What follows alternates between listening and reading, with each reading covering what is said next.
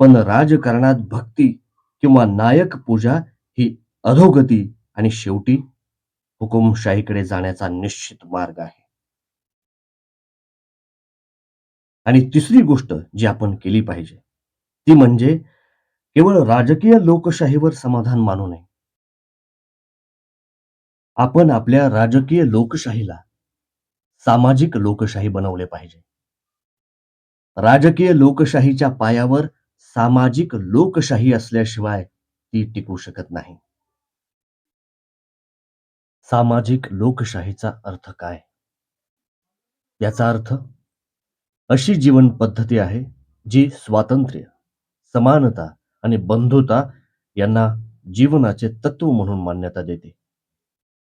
स्वातंत्र्य, समानता आणि बंधुत्वाची ही तत्वे त्रिमूर्तींमध्ये स्वतंत्र घटक म्हणून मानली जाऊ नयेत. ते त्रिमूर्तींचे एक संघटन बनवतात. या अर्थाने की एकाला दुसऱ्यापासून वेगळे करणे म्हणजे लोकशाहीचा मूळ उद्देशच नष्ट करणे. स्वातंत्र्याला समानतेपासून वेगळे करता येत नाही. समानता स्वातंत्र्यापासून वेगळे करता येत नाही. तसेच स्वातंत्र्य आणि समानता बंधुत्वापासून वेगळे करता येत नाही. समानतेशिवाय स्वातंत्र्य अनेकांवर काही लोकांचे वर्चस्व निर्माण करेल. स्वातंत्र्याशिवाय समानता वैयक्तिक पुढाकार नष्ट करेल. बंधुत्वाशिवाय स्वातंत्र्य आणि समानता ही नैसर्गिक प्रक्रिया बनवू शकत नाही. त्यांची अंमलबजावणी करण्यासाठी एका हवालदाराची आवश्यकता असेल. भारतीय समाजात दोन गोष्टींचा पूर्णपणे अभाव आहे. हे आपण मान्य करून सुरुवात केली पाहिजे. यापैकी एक म्हणजे समानता. सामाजिक पातळीवर भारतात वर्गीकृत असमानतेच्या तत्वावर आधारित समाज आहे. आपल्याकडे असा समाज आहे जिथे काही लोकांकडे प्रचंड संपत्ती आहे, तर काही लोक अत्यंत गरिबीत जगतात. 26 जानेवारी 1950 रोजी आपण विरोधाभासांच्या जीवनात प्रवेश करणार आहोत. राजकारणात आपल्याला असमानता मिळेल.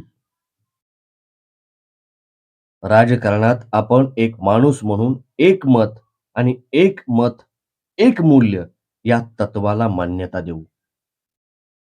आपल्या सामाजिक आणि आर्थिक रचनेमुळे एक माणूस एक मूल्य या तत्वाला नाकारत राहू, तर आपण किती काळ हे विरोधाभासांचे जीवन जगत राहणार? आपण आपल्या सामाजिक आणि आर्थिक जीवनात समानता किती काळ नाकारत राहणार? आपण जर हे दीर्घ काळ नाकारत राहिलो, तर आपण आपल्या राजकीय लोकशाहीला धोक्यात घालू. आपण हा विरोधाभास शक्य तितक्या लवकर दूर केला पाहिजे. अन्यथा असमानतेचा सामना करणारे लोक या विधानसभेने इतक्या कष्टाने उभारलेल्या राजकीय लोकशाहीच्या संरचनेला उधळून लावतील. आपल्याला हवी असलेली दुसरी गोष्ट म्हणजे बंधुत्वाच्या तत्वाची ओळख. बंधुत्वाचा अर्थ काय? बंधुत्व म्हणजे सर्व भारतीयांमध्ये समान बंधुत्वाची भावना. जर भारतीय लोक एक असतील, तर हे तत्व सामाजिक जीवनात एकता आणि एकात्मता आणते. आणि तेच साध्य करणे कठीण आहे.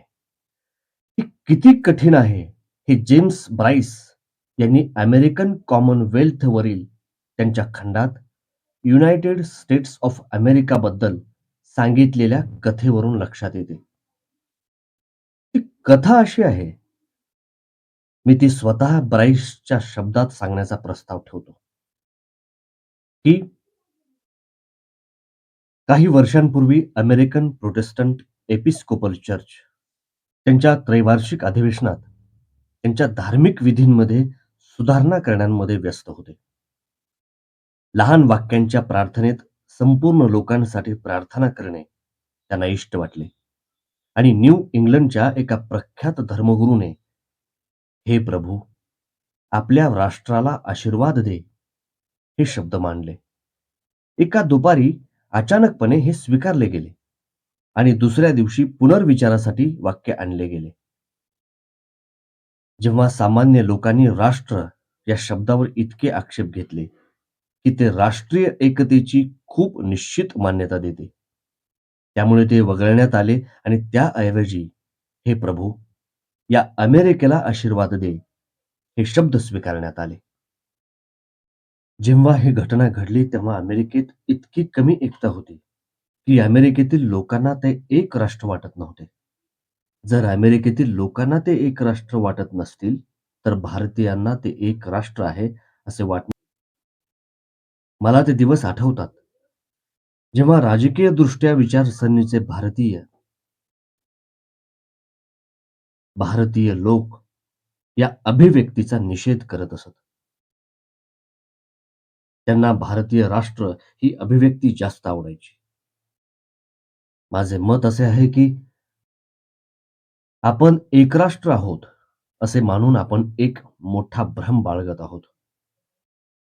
हजारो जातींमध्ये विभागलेले लोक एक राष्ट्र कसे असू शकतात?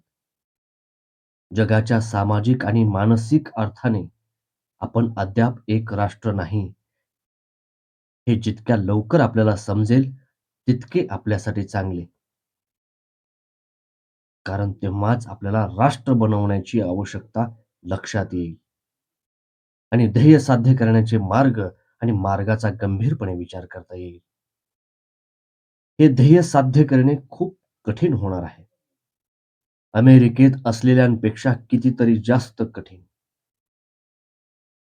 अमेरिकेत जातीची समस्या नाही. भारतात जाती आहेत. जाती राष्ट्रविरोधी आहेत. प्रथम कारण, त्या सामाजिक जीवनात वेगळेपणा आणतात. ते राष्ट्रविरोधी देखील आहेत. कारण ते जाती जमातींमध्ये मत्सर आणि द्वेष निर्माण करतात. परंतु जर आपल्याला प्रत्यक्षात एक राष्ट्र बनायचे असेल, तर आपल्याला या सर्व अडचणींवर मात करावी लागेल. कारण बंधुता ही तेव्हाच एक वस्तुस्थिती असू शकते, जेव्हा एक राष्ट्र असेल. बंधुत्वाशिवाय समानता आणि स्वातंत्र्य या रंगाच्या थरापेक्षा खोलवर असणार नाही. आपल्या समोर असलेल्या कामाबद्दलचे हे माझे विचार आहेत. काहींना ते फारसे आनंददायी वाटणार नाहीत. पण या देशातील राजकीय सत्ता फार वर्षापासून काही लोकांची मक्तेदारी राहिलेली आहे. आणि अनेक जण केवळ ओझे असलेले प्राणी आहेत, तर भक्षक प्राणी देखील आहेत. आता हे नाकारता येणार नाही. या मक्तेदारीने त्यांना केवळ त्यांच्या सुधारणेच्या संधीपासून वंचित ठेवले नाही, तर जीवनाचे महत्त्वही हिरावून घेतले आहे. हे शोषित वर्ग शासित होऊन कंटाळले आहेत. ते स्वतःवर राज्य करण्यास अधीर आहेत. शोषित वर्गातील आत्मसाक्षात्काराची ही इच्छा वर्ग संघर्ष किंवा वर्गयुद्धात बदलू देऊ नये. यामुळे सभागृहाचे विभाजन होईल आणि खरोखरच आपत्तीचा दिवस असेल. कारण अब्राहम लिंकन यांनी चांगले म्हटल्याप्रमाणे, आतून वेगळे झालेले घर जास्त दिवस टिकू शकत नाही. आणि म्हणून त्यांच्या आकांक्षा पूर्ण करण्यासाठी जितक्या लवकर जागा तयार केली जाईल, तितकेच काही लोकांसाठी, देशांसाठी आणि त्यांच्या स्वातंत्र्याच्या देखभालीसाठी आणि त्यांच्या लोकशाही रचनेच्या सातत्यासाठी चांगले आहे. जीवनाच्या सर्व क्षेत्रात समानता आणि बंधुता प्रस्थापित करूनच हे शक्य आहे आणि म्हणूनच मी त्यांच्यावर खूप भर दिला आहे. मला सभागृहाला आणखी काही थकवायचे नाही. स्वातंत्र्य ही निःसंशयपणे आनंदाची गोष्ट आहे. पण आपण हे विसरू नये, की याच स्वातंत्र्याने आपल्यावर मोठ्या जबाबदाऱ्या लादल्या आहेत. स्वातंत्र्यामुळे आपण कोणत्याही चुकीच्या घडामोडींसाठी ब्रिटिशांना दोष देण्याचे निमित्त गमावले आहे. जर भविष्यात गोष्टी चुकीच्या झाल्या, तर आपल्याशिवाय आपल्यावर कोणीही दोषारोप करणार नाही. गोष्टी चुकीच्या होण्याचा मोठा धोका आहे. काळ वेगाने बदलतो आहे. आपल्या स्वतःसह इतर लोक नवीन विचारसरणींनी प्रेरित होत आहेत. ते लोकांच्या सरकारला कंटाळले आहेत. ते लोकांसाठी सरकारे आणण्यास तयार आहेत आणि ते लोकांचे सरकार आहे की नाही याबद्दल ते उदासीन आहेत. जर आपल्याला ज्या संविधानात आपण सरकारचे तत्व स्थापित करण्याचा प्रयत्न केला आहे, ते जतन करायचे असेल, तर लोकांसाठी आणि लोकांद्वारे सरकार स्थापित केले पाहिजे. आपल्या मार्गात असलेल्या आणि लोकांचे सरकार बनवण्यापेक्षा लोकांसाठी सरकार बनवण्यास प्रवृत्त करणाऱ्या वाईट गोष्टी ओळखण्यात उशीर करू नये आणि त्या वाईट गोष्टी दूर करण्याचा आपला पुढाकार कमकुवत होऊ नये असा निश्चय करूया.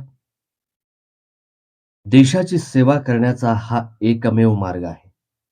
मला यापेक्षा चांगला मार्ग माहीत नाही.